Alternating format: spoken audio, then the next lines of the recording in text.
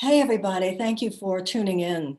It's an important conversation because there's a lot of outrage that a lot of us feel about the COVID relief bill. And, when things happen these days, a lot of times people are like, we don't know where to look. We don't know what to read. We don't know who to listen to. And for me, that has really become the issue, not just what I read, what I listen to, but who I listen to. And when it comes to economics, there are two people who I want to know what they have to say about it. And that, of course, is Stephanie Kelton, who's my guest on the Marianne Williamson podcast this week, and also my guest tonight, Dylan Ratigan.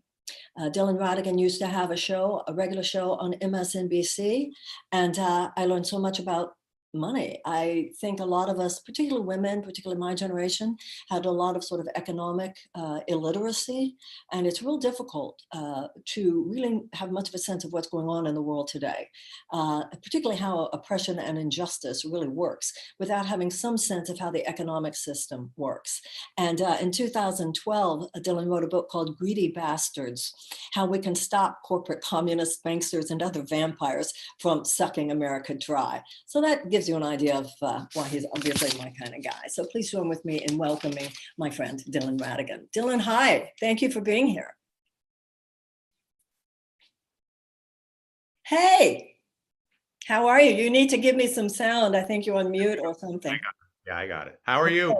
I'm fine, thank you. How are you? Very, very good. Nice to see you. Nice to see Thank you. you. Congratulations on the podcast and Oh, sort thank you. of emergence from the other side of a presidential campaign and one with 5 fingers and five or 10 fingers and 10 toes. So It's that's almost like a long time ago now. Um, your Twitter page was one of the first places I went after the COVID relief bill came out. I want to hear a lot from you. Everybody wants to hear a lot from you. When I have heard you discussing it, I've heard you talk about three categories: what it does in terms of the financial system, what it does in terms of business, and what it does in terms of the people. And I want to hear about all three because I know you share the outrage that so many of us feel about that $600, just as I've heard you share your outrage about so much of the rigging of the American economy in the favor of a very few people. But you do so with great economic and financial sophistication that makes you marvelously inconvenient to the powers that be and a real blessing to the rest of us. So let us know, what's the deal with this bill? well, I think that if before we get into this specific this bill is the advancement of a policy to abandon and destroy a third of the American economy. I mean, would be the headline. But before we get into the weeds of this bill, I think it's valuable to have just a little bit more context and simply understand any country anywhere in the world in the context of a global pandemic, which is a new thing for every single person in every country in the world, whether you're in Argentina, whether you're in Thailand, whether you're in Spain, whether the United States. No country anywhere on earth has ever dealt with a global pandemic at the same time with mutual awareness. Yes, we've had pandemics in the past, but when it was 1918, everybody in Spain was not aware in real time of what was going on in New York and what was going on in Rio and what was going on in Tokyo and what was going on in parts of Africa. Whereas now it is a coherent, collective, simultaneous experience. And that also allows you to see the coherent, simultaneous response from every government in the world to that. Okay. This is not a political statement. This is, if you, again, there's so many metaphors, but if you break your leg, the response is not political, the response is medical. The pandemic is a medical issue. It is a biological issue. Because it's a biological issue, it is the same way someone with a broken leg can no longer run. An economy that is under a pandemic can no longer function on the same terms that it functioned before the pandemic, for all the reasons we know. When you come upon a situation like this, you have to address the biological crisis. We can save that for different people in a different conversation. And then you have to deal with the economic aspects of it. And unlike other economic crises in our recent and distant past, a pandemic creates a very, very, very specific group of human beings that constitute roughly a third of the economy who are not slightly impaired. It's not like, oh, there's a recession and sales are down 10 or 20%. If you're in that third, and that third is all travel, hospitality, it's all anything that everything that we know. So whether it's all the bar owners and the gym owners and the salon owners, or whether it's people that work at the hotels or on the cruise ships, all those obvious things, those are not situations where they're down 10 or 20%. Those are situations where they're down 90 or 100%. When you turn off 90 to 100% of all economic activity for one third of the economy, the only response that is available is to provide direct relief to those people.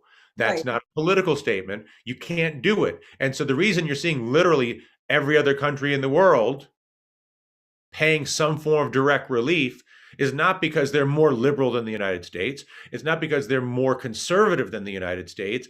It's because they live in reality. And in reality, when you have a broken leg, you fix the leg and you nurse the person back to health. When you have a global pandemic that shuts down one third of the economy, you must provide direct relief to that specific sector. Now you can say, oh, well, listen, we shouldn't be giving them, and there's all these debates about who deserves what and the selective benefits and all these things. But at the end of the day, you're better to overpay and pay the wrong people if that's what's required to pay the right people than to not pay the right people. Right. Right. Okay. Right.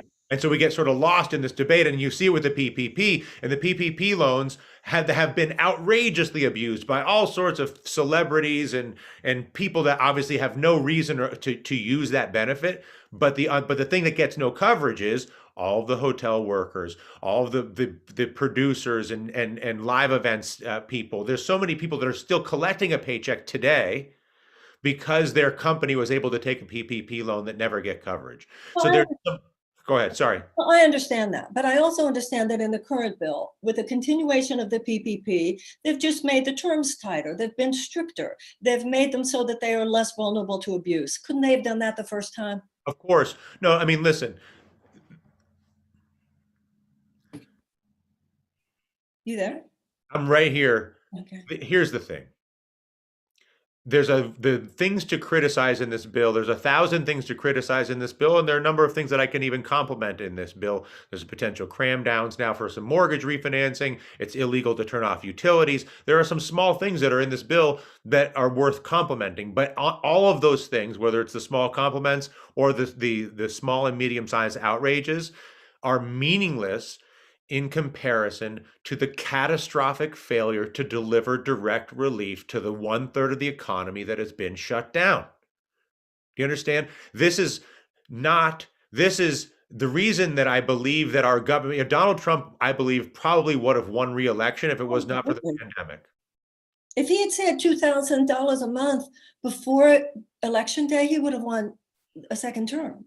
But Donald Trump failed to manage the pandemic, and as a result, he lost his job. It is on that's the exact same reason that I believe Nancy Pelosi should lose her job. That's the same reason that I believe Mitch McConnell should lose his job. The executives in charge of our policymaking relative to financial and economic support in the context of the pandemic have catastrophically failed. And the final confirmation of that is this bill. The reason this bill is such a big deal is not because of what's in it. It's because of what's not in it, but it's not even just because of what's not in it. It's the fact that they had 9 months to contemplate what to do. And after 9 months of debating with each other and thinking about what to do, they consciously decided after 9 months to still not provide direct relief. So you can say in March, oh, things are moving too fast. We don't know what to do. We're not set up for this. There's 1,000 excuses. The fact that they decided after 9 months to not do it shows that these people are derelict in their responsibility and are actively hostile to the well-being of the people of America, and they need to be fired immediately. Okay, so let me ask you, what do you say then to the person who says it wasn't Nancy Pelosi's fault, it was all Mitch McConnell because he blocked direct payments of any greater magnitude? Every partisan is always going to blame the other side. the leverage that the Democrats had, whether it's Bernie Sanders or Nancy Pelosi in March, to force the direct payment issue at that time, Right. the bully pulpit that is available to the Speaker of the House of Representatives of the United States Congress is one of the most influential positions to influence thinking and policy in the world.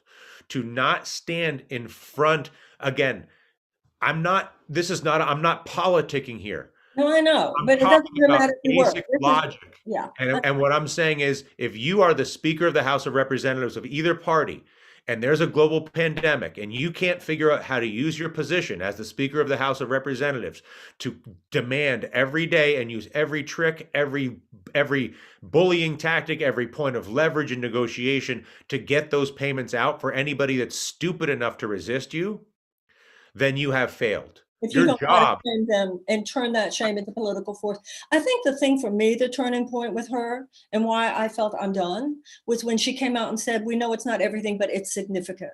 That $600 is not significant. And it's an insult to people who are hurting as much as that third that you're describing as hurting to call it significant. It's like you must think they're stupid if you think that that's significant. And And I'm not here to gang up on Nancy Pelosi. And sorry to interrupt you. I'm saying Nancy Pelosi. If you have an executive committee that runs an enterprise, in this case you have an executive committee that runs the U.S. government, one of the three most senior executives on that committee is Nancy Pelosi. The whole Donald Trump lost his job. Mitch McConnell might lose his job, depending on what happens in Georgia. that's right. And the Democrats saw their majority shrink. Right there was an effort to make the Democrats lose their job too, but you only have two parties, and so you saw a contraction of support for Mitch McConnell. You saw a complete elimination of support of the majority for Donald Trump, and you saw a contraction of support for Nancy Pelosi. All of the people of America understand what's happening, but the political system does not allow, because we have a hammerlock between these two political parties, the ability to actually influence what happens is extremely limited. And so you get this very distorted set of outcomes. So what's the answer to that? I mean, that's the 8 trillion billion jillion dollar question. Personally, I believe the answer is a migration not to a third party, but a migration to issue-based politics where you have, I thought it was very encouraging to see Josh Hawley on the right with Bernie Sanders pushing for the direct support. Again, the characterization of direct support as a left or a right issue is insulting. It's insulting to that 1/3 of the economy, and it's insulting to the intelligence of anybody who understands what it means to have a pandemic that shuts down 1/3 of the economy. And it's a compliment to Josh Hawley that he was willing to step in and do that. Now, do I agree with Josh Hawley on every issue that he advocates for? Absolutely not. But do I agree with Josh Hawley on the issue of direct support? Absolutely. And so I think that the healthiest thing we could see happen for American politics would be a decaying of the associations or the affiliations with any political party, and the building of coalitions around individual issues like Medicare for all, like direct support. And you would see different coalitions come together for different issues. And ultimately, that is where I think progress would be made. But it requires people to there's a simplicity in saying, I'm a Democrat, I'm a Republican.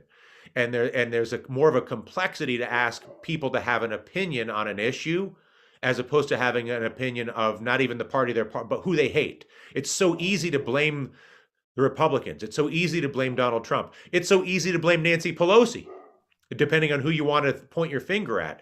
But as long as you're in the energetic traffic of blame, as opposed to the energetic traffic of creation and the future, then you're not solving the problem. And you can't move into the energetic traffic of creation unless that creative energy is revolving around a concept that is easily understood and can be advanced. There is nothing more easily understood than direct support. There are a few things more easily understood than Medicare for all. And so anyway, probably too long-winded on my part. I apologize. No, it was great. But I think that the answer to American, if I could wave a magic wand on American politics, it would be to continue to encourage bizarre cross-party affiliations in support of specific issues. That's really interesting, actually. when Biden comes in, how do you see Biden on this? Because there was an article in the New York Times today that indicated he himself had been supporting the more centrist position and the Democrats should just go along with it. What are your thoughts about where Janet Yellen will take things and where Joe Biden will take things? My sense is that they're completely and utterly detached from reality. Joe Biden is president solely and exclusively because he was the only alternative to Donald Trump, and Donald Trump failed so catastrophically with the pandemic that you had no choice but to vote for Joe Biden. There are some things about Joe Biden that are very appealing. He's a very effective empath. He's a very effective at making people believe that he understands and has concern. But when you look at Joe Biden's policy making forget his distant past, which is abhorrent, when you look at even his contemporary rhetoric around policy making, it still revolves much more around this idea of tribalistic deal making that's detached from reality. And when you have tribalistic deal making that's detached from reality, you end up with people that give a single payment of $600 and claim that it's a significant act because they're so detached. And so I believe that the Biden administration presents a tremendous risk to this country, insofar as I believe that there's a high expectation for something that probably is not there. And it is, but I think that the real risk is for us to sort of wait for that as opposed to pushing ourselves, especially those with platforms, towards aggressive engagement on specific issues that have popular, widespread support, direct relief and Medicare for all being the top two on my list. And would that direct relief on your list be $2,000 a month? Yeah, absolutely. Would it be retroactive to the beginning of the pandemic? Absolutely. And what would happen at the end of the pandemic in terms of some kind of universal income? I mean, I would perpetuate it. Okay, would you perpetuate it at 2,000? Sure. Okay, I love that. Okay, so tribal deal making sounds like a good description of how Washington works today. But Yeah. until we get the money out of politics, how are we going to ever end the tribal deal making? Isn't the tribal deal making simply a natural result of a legalized system of bribery, which is what our government has become? I mean, for sure, the legalized bribery is the currency in which the tribalized deal making trades and functions. But really, the tribalized deal making is a operating system for the self-preservation of those who hold power. And so, even if you did not, even if you were to eliminate the money from politics, I don't know that it would necessarily solve for that issue because I believe that their ability to manipulate public funds inside of their operating system of self-preservation is still probably superior to everybody else's. The number one way that you control power on earth is by preventing people from going to nothing to something.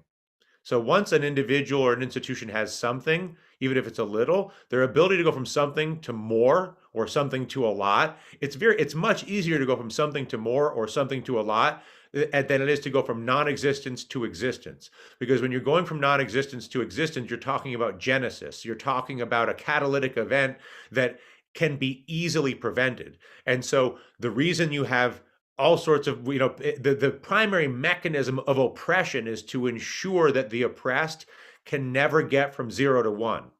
And that's really why we don't have a better educational system. That's really why we don't have free college. That's really why we don't have Medicare for all and so forth, because we don't want people to get their foothold, not just in the realms of money, but in the realms of power that money can give you. Isn't that what you're saying? Exactly. In other words, exactly. If you don't have healthcare and you don't have an education and you don't have access, You can't get in. and the easiest way to manage power is just to ensure that those gating systems are secure. One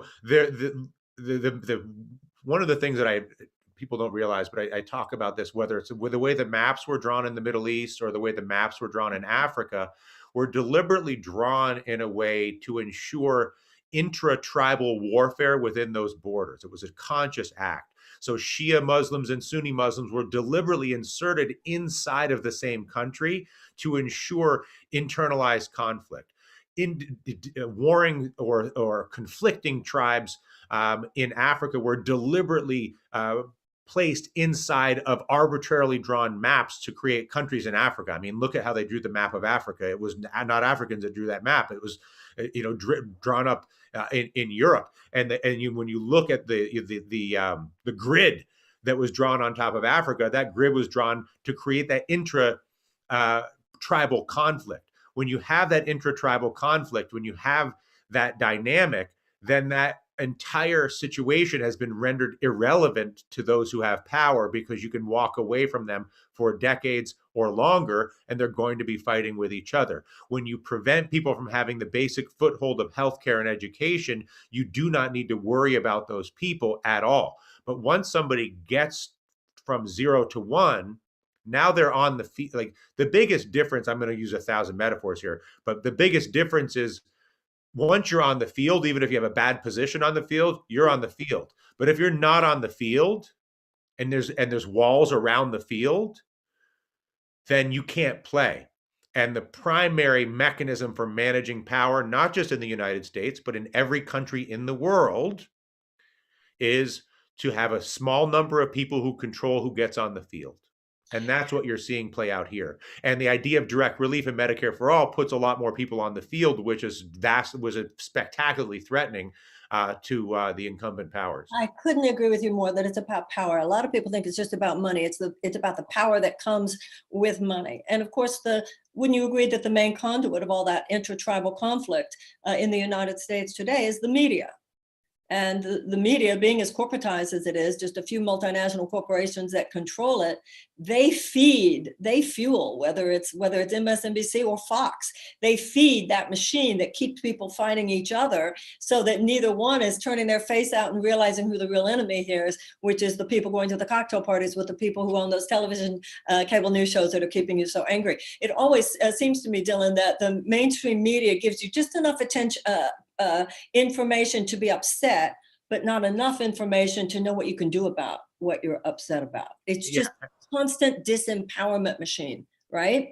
That's 100% correct. I mean, yeah. I mean, I can elaborate, but I will say I concur. It's a self-evident fact, and I believe that, I'm sure your entire audience already understands that. I mean, the issue with the news is a drug.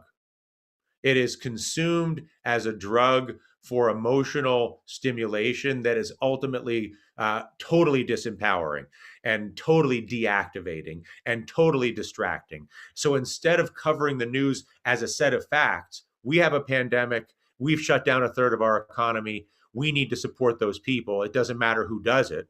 You never hear that. I mean, even on the news tonight, I had the misfortune of being exposed. I really am very good about never, ever, ever consuming news.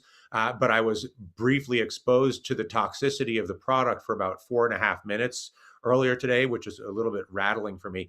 And the What, you portrayal. just put it all up by osmosis? How do you know what's going on? Well, You read it 4 times in the morning. Yeah. I read. I read headlines, but I don't watch video delivered information. Yeah, I get it. But my point was, with the small piece of video delivered information that I was subjected to, the portrayal was that Donald Trump, with his suggestion of the $2,000, was throwing an obstacle trying to destroy the COVID relief bill. Yeah, that's what now, if it wasn't Donald Trump who did it, if it was somebody who was more favorable to that media channel, it would be the heroics of whoever, XYZ politician, demanding the $2,000. But because Donald Trump was the author of the statement, the portrayal was Donald Trump's throwing a monkey wrench into the COVID relief bill by demanding $2,000. That is one of the greatest portrayals of the failure of the media. But we do ourselves and the audience a disservice. There's so much that we can work on. There's so much that we can do, and there's so much support for direct support. It goes to my other, the creative conversation about how to create engagement and how to create momentum, I think, is the real opportunity, especially with sovereign media leaders like yourself and others. I think that there's, you have to acknowledge the outrage, you have to acknowledge the toxicity and the poison, but it is valuable to offer people a creative path. I mean, when you look at what Nelson Mandela's idea was with Africa, it was not to fight the old maps of Africa.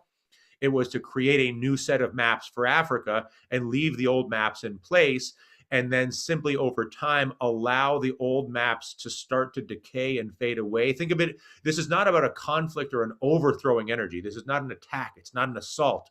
This is a vibrational shift to a different level of engagement and a different way of engaging around, in my opinion, issue-specific ideas that causes the carcass of the tribal two-party system to simply dissolve and rot. It's not about attacking that system. And you're speaking to somebody who spent a decade in a full-on assault of that system. So this is some sort of earned wisdom on my part.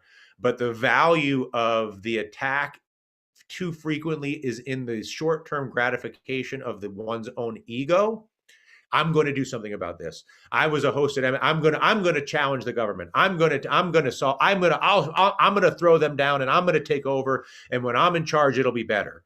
Right. And that idea is spectacularly seductive, but ultimately it drives more energy at the old system. Resistance, what you resist persists. Right. So when you go into heavy resistance, you create strength in your opponent. When you said this to me years ago. I can remember being with you when I first met you, whatever, a decade or longer ago in Los Angeles. Mm-hmm. And we were and you were telling me, so you said, listen, everybody in San Francisco and New York likes to talk about how much they hate Los Angeles.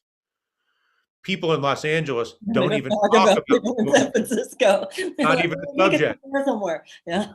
And but there's wisdom in that. When we're talking about the two-party system, when we're talking about money and when we're talking about the problem, we're not talking about the solution. And so I just think that the more, especially now that we're past this election, the more we are collectively organizing, not as parties and not as partisans, but as individuals in support of ideas, and building momentum around those ideas. And there is no idea in this country right now that has more validity, relevance, or necessity than $2,000 a month direct support. And Medicare for all, and the removal of the college loan debt. But again, but the constituencies for each of those issues are different. That's why I think you really have to be careful about bundling issues, because the direct relief issue is a very explicit linear thing. No, I understand. You're saying that's got to be numero uno. Well, I'm not even saying numero uno. I'm saying it's a different group. So, for instance, the college debt issue, yes, that's a huge issue, but that's a whole different conversation. Yeah, people are not, for the most part, standing in line for food.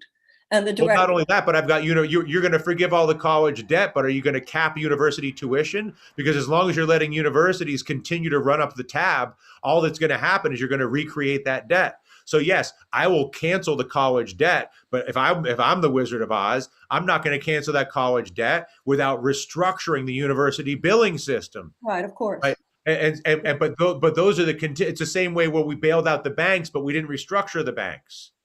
Right. So it's the no strings attached relief of debt, and that it's not, and that debt is being manufactured because there's incentives for the universities to run up the tab as high as possible. Right, exactly. And there's no cost to the student to do it because they're not going to pay that bill for decades. And so it's not like a freshman is going to pay that bill. It comes after the fact. And one of the things that they've done, if you look at all the studies in incarceration, and I think it really applies to things like debt.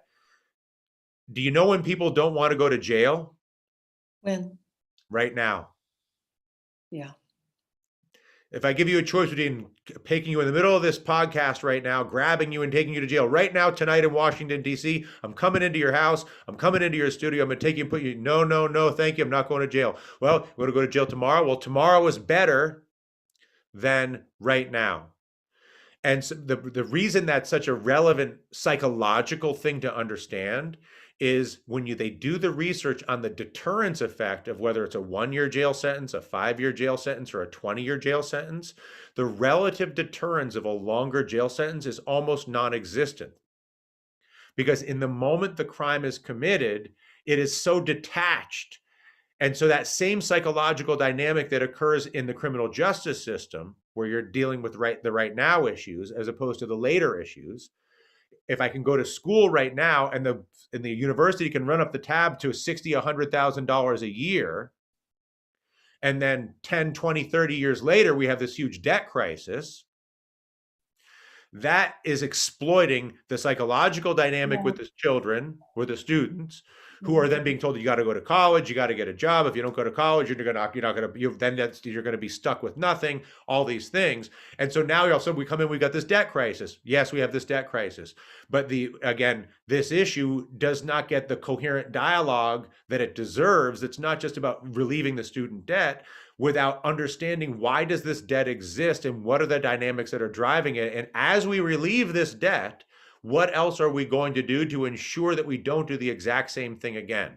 Well, there's a lot of conversation about, free college would be state colleges and universities. When you look at something like the University of California system, how inexpensively somebody could get a very fine education, and the University of California system was like a crown jewel of that state until Ronald Reagan became president there and did his free market thing.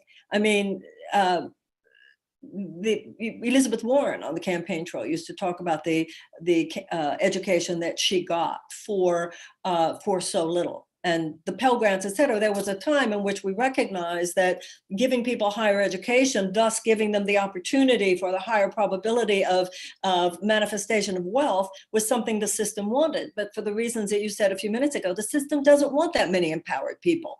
The system doesn't want that many people who are in the game. You and I both know if you're in the game, this is a great country. Not enough people can get in the game today. And these policies are very deliberate, making sure that people can't get in the game. That's the issue, right? And well, free college, just to finish that point, is just an extreme version of a tuition cap, right? So I'm saying a free college, free public college is just an extreme version of a tuition cap. Right. Right. I'm just capping it at free. I could cap it at $10,000. I could cap it at $5,000. But the point is to do the debt relief without addressing the contingent issues is again a malpractice. And I didn't bring that up to go into the weeds about the university issue. Right. I went into that because the dialogue around education, the 0 to 1 issue, who's on the field, who's not on the field, public college, that is a complex and interesting conversation, which if that is a standalone single issue devoid of partisan politics or even attachment to direct relief or Medicare for all or these other issues, if it stands as its own place in its own zone of conversation, then the ability to have more complex and interesting conversations and more unusual so-called conservative liberal alliances will emerge from the uniqueness of the conversation around that specific issue, which goes to the bigger question you were asking, which is what do we do about money in politics? What do we do about the gridlock? What do we do about the two parties? And I'm saying that is a great example of why the value of untangling the spaghetti of the intertwined issues and allowing education to be its own issue, allowing direct relief to be its own issue, allowing healthcare to be its own issue. Look at the Karl Rove strategy back in the George W. Bush days, where he's like, well, we're going to get, I think it was gay marriage or whatever it was. They pick these polarizing issues as a way to provoke people to vote across a whole slate of the platform, the 10 issues or the 100 issues. But the reason they're voting is on this one issue because I'm voting on guns or I'm voting on abortion or I'm voting on whatever the thing is that heats me up. And then because I'm heated up about that one thing, I've now suddenly empowered a laundry list of terrible policies that I probably don't even agree with. But because I'm so polarized on this singular issue. So when you allow the issues to be bundled, you empower the political parties to manipulate you, to force you to vote for them for the issue that you're most likely to be manipulated for, to then empower them to abuse you on a bunch of other issues that you might have total disagreement with. Yeah, a lot of people felt that John Kerry lost the presidency in, 2004, because of the issue of gay marriage. And right, exactly.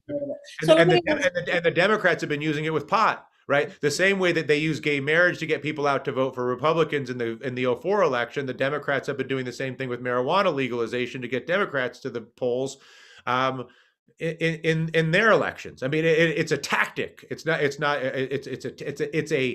unhealthy technique that is encouraged by a I bundled don't two know what's parties. unhealthy. I mean, I don't know about that. I don't think it's, I mean, it's unhealthy to run a campaign, I believe, against the idea of people being able to love each other as they please.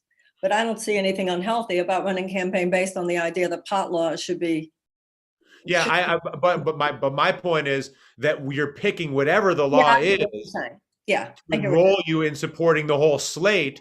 So yeah, yes, we can have a pot, but pot is another single issue, and you and yeah, I agree. Pot yeah, should be legal. And why should pot be legal? I'll tell you why pot should be legal, and it has nothing to do with pot, and it has everything to do with the prison system and the costs. Okay, I don't know that smoking pot is a particularly good idea any more than drinking a lot of wine is a good idea. Okay, but having pot be illegal as a mechanism to incarcerate black people for decades is annihilative to the population, to that specific population.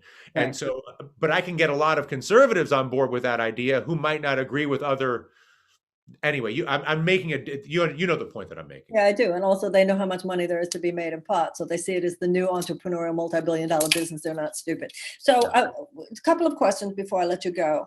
Um, it was from you that I first learned how the systemic rigging of the American economic system was primarily based in changes in the tax laws. Can you give me just a little 101 rundown what happened from the time Eisenhower, the kind of taxes we had there, and then what happened in the 1980s and how it's gone down ever since to create this massive transfer of wealth into the hands of 1%, how tax laws and also, of course, corporate subsidies have been the main engine of that injustice? Sure. I mean, well, the first thing you have to understand about money is money and exists in three zones of behavior. The same way water can be ice, water can be water, and water can be steam. Money can be ice, money can be water, or money can be steam. And the dynamics of steam are completely different than the dynamics of water.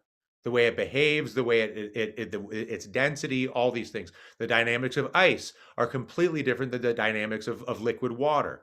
Money is identical to that. It's identical to water. The best metaphor to understand money is to understand water. And so you have the 0 to 1 issue, which is a huge percentage of the population. The 0 to 1 issue, for those people, money is ice. It is non-existent. It can't be manipulated. It can't be moved. It can't be shifted. It doesn't flow. It doesn't do anything.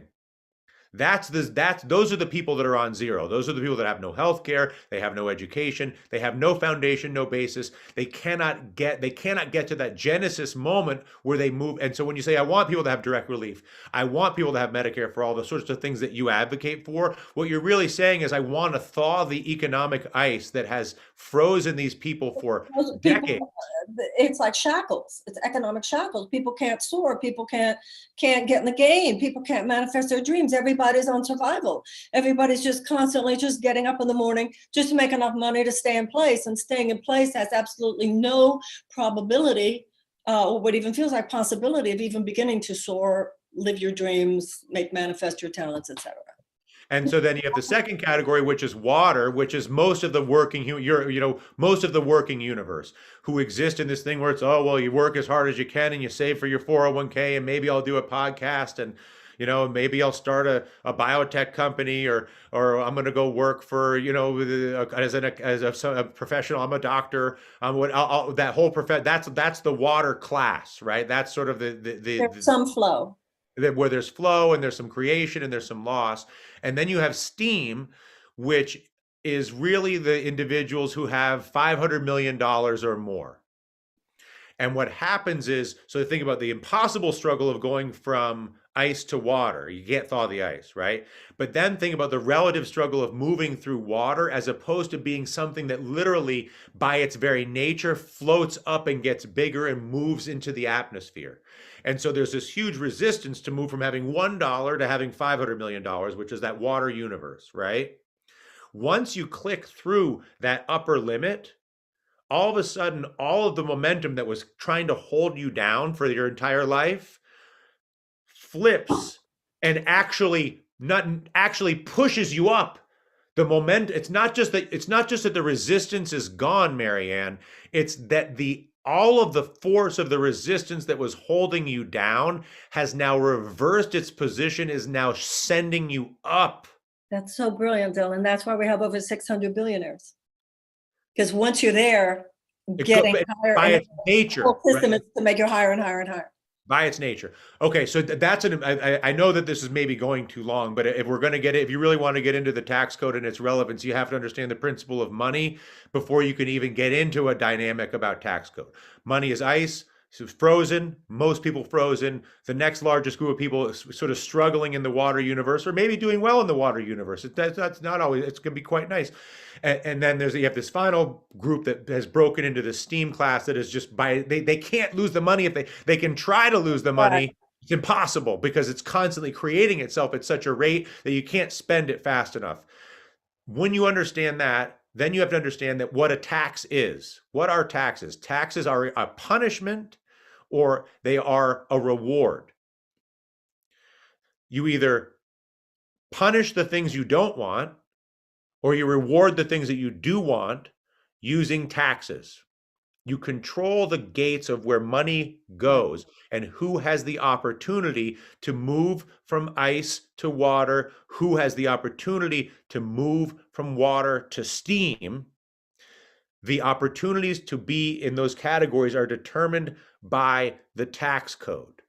And we And should so, be giving more tax breaks to the people who are in ice and water. And instead, we're giving all these massive tax breaks to people who are already in steam, which is why the $2 trillion tax cut, 83 cents, went to the people who are already the richest of the rich and the corporate, who then become the donor class because of Citizens United. So that then you have a government that does more to advocate for their having even more steam and to advocate less for the people and the planet. And Louis Brandeis said you can have large amounts of money concentrated in the hands of a few, or you can have democracy. You cannot have both. right. So what? So let me just take you to the bottom. I'm going to go. Now let's go to the nitty gritty. Okay. So we have all this high concept thinking. That's fabulous. What does that mean? What that means is when that steam is the wealthy class. It's Bezos. It's Elon Musk. It's all of this. It is when you have a money machine, a machine that by its nature will constantly produce money, the logical thing to do is to tax that thing because it's self-replenishing, right? That's what we used to do. And so you tax the self-replenishing wealth, and instead what we do is I think income tax is an abomination. I believe we should be in favor of people making money. I want you to make money. I want your audience to make money. I want people to feel like generating income is a good thing, not something that is punished by the tax code. Taxes can be collected first and foremost from assets and stagnant wealth, and then can be taxed from estate. It can be taxed from frivolous consumption. There are so many things that I could argue are much more worthy of taxation and punishment. And yes, I may have to end with an income tax to finish off the ledger. But this country starts with income tax as the first tax and then backs its way into the rest of the taxes, as if a kid from rural California or rural Kansas who goes to Texas to strike to work their tail off in Dallas to make a life for themselves, or moves to Sacramento to make a life for themselves, or moves to Chicago, or moves to Miami, or moves to New York, or wherever, Washington, D.C., that person is the most punished person in our tax code. Right. And that's we claim to be the country of the American dream, and yet God help people's dreams here. We don't support people's dreams. We squash people's dreams here. People live in an ice tray. But because our media does not address the audience with this context, and because our politicians do not address the audience with this context, there is an empowerment of a tax code that keeps people in the ice tray, as you say, or punishes those that make it into water and would dare try to earn their way to steam. Everything in the tax code tries to prevent that from happening. And then when the small number of people that move into steam all of a sudden live a tax-free life, when the most easily, again, and I'm not suggesting there should be some massive, you don't want to annihilate that wealth, but again, if you have a garden that is perpetually flowering, strategically harvesting some of those flowers as they bloom, strategically harvesting some of those tax dollars from that environment is extremely valuable and allows you to unthaw more of the frozen people and encourage and support more of the people that are in water. Of course, fair distribution. And also when their children receive the money upon their death, and then their children receive it, and their children receive it, then you really do have this almost aristocratic situation where people claim so much entitlement and get so much financial reward who didn't even create the money to begin with. It was their grandfather who did it, or their great grandfather who did it. I mean, and remember, that goes to the very founding of the United States of America because of the European aristocracy. So here's what people don't understand. The reason there's an estate tax in the United States was a direct response to the European aristocracy. Right, exactly. Because it's just, I lived somewhere once. I'm not even going to say where it was, but it had such a feel of it. And there were a few. It was a place where an industry has a few names associated with it. And oh, you're from that family, you're from that family, you're from that family, and everything was just been down to them. They didn't even make the money. It was grandfathers who made it and great grandfathers. I felt like, what is this, the landed gentry or something? No, I come from Jews. It's like, we didn't know from this. It's just whatever. But I mean, because the idea of enterprise is competition of ideas for capital. And the best ideas. The reason I love the markets, the reason I actually love the financial markets, and I love their existence at their highest level, even though they're abused 1,000 ways, is because creating in a place where people with good ideas can get access to capital, money to cultivate those ideas is what makes America unique. It's what makes America America. And that is one of the fundamental things that's been compromised by the policy failures over the past few decades. And those failures are as much from the Democratic Party as they are from the Republican Party. And you can't be a capitalist if you don't have any capital. And we don't let these kids get into the game. And if you don't let people get into the game, if you keep them stuck in the ice and unable to be in the water, I hear these younger people, and they're so like, they think socialism is the answer, and they have an answer. They have a fervor, which I can understand when they're like, what the hell has global capitalism ever done for me? Because if you're never invited into the game, why should you have a respect for a system that systematically leaves you out? Okay, I get it. So the bottom line here is that people need to push for that $2,000 a month. We need to make that the numero uno issue. We need to yell and not stop yelling. Each of us should probably take 5 direct actions a day, either on our social media or phone calls or something to someone, taking a stand for that $2,000 a month direct relief. And reading what we can, understanding what we can, listening to people such as yourself, and knowing that it's going to be our willingness and our ability to just push that's going to make it happen. But even Donald Trump, who is probably largely offensive to many people in this audience, and certainly offensive to me, believes in he doesn't believe in anything, but is willing to articulate support for $2,000 a month. When you strip the parties away and go issue by issue, all of a sudden you find Donald Trump to the left of Nancy Pelosi. Well, because he's doing whatever. But you're right. Hawley, I think, is probably even a better example. Yeah. Okay, I get it. And then second on your list is to push Medicare for all, healthcare. I got it. You can't burden companies with healthcare, and you can't burden people being hostage to their job for their healthcare. It is a massive impairment to the U.S. economy, because if you're going to have a creative economy, people need to be able to shift and realign who and how they work with, and they can't be prevented from shifting and realigning who and how they work with because of their need for healthcare. Right. And beyond that, the third thing that I'm left with is the idea that it shouldn't be thinking so much in terms of party anyway. And that doesn't have to be that we actually align with a third party necessarily, although people might, but it mainly means that we need to coalesce around alignment, which is issue-based, where we will find sometimes conservatives agreeing with with liberals and progressives in order to push for particular issues that will get support from both sides. Is that right? Did I get it right? That's the number one thing. That's my number one thing post-election is post-party issue-based alignment with intense passion, which is the force multiplier, as you have taught me. Right. And then also the issue from that is, as you said, living financially and economically, not just individually, but even in our political strategy from a place of genesis and creation rather than fighting and destruction. Right? Exactly. That's it. Okay. Much love to you. Thank you very, All right. very much. So My appreciate pleasure. it. All Let's right. meet soon. We'll talk again. All right. Thank Bye. you.